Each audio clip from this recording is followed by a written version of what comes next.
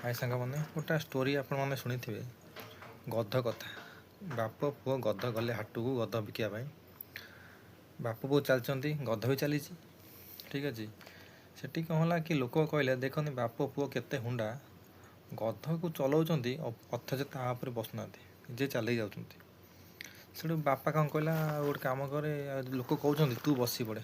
ମୁଁ ବସିଲେ ଲୋକ କହିବେ ପୁଅ ବସିଲା ଗଧ ପିଠି ଉପରେ, ବାପା ଚାଲିଲା ଗଧ ଚାଲିଲା। ପୁଣି ଲୋକ କହିଲେ ଦେଖନି କେତେ ଅଲାଯୁଗ ପୁଅଟା, ଗୋଟେ ବୁଢ଼ା ବୟସରେ ବାପକୁ ଚଲାଉଛି, ନିଜେ ଗଧ ପିଠି ବଇଛି।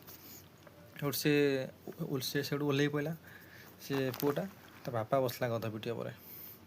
ପୁଣି କିଛି ଛୁଆଟା କଲା, ଲୋକ କହିଲା ଦେଖନି ସେ ଅଲାଯୁଗ ବାପ ଗୋଟେ ଛୁଆଟାକୁ ଚଲାଉଛି, ନିଜେ ବଇଛି ଗଧ ପିଠି ଉପରେ। ଠିକ୍ ଅଛି।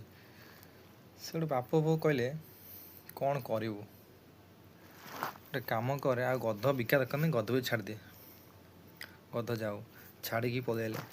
ଯେଉଁ ଲୋକମାନେ ଏକଥା କହିଥିଲେ ସେଇ ଲୋକମାନେ ଗଧକୁ ନେଇ ବିକିଦେଲେ।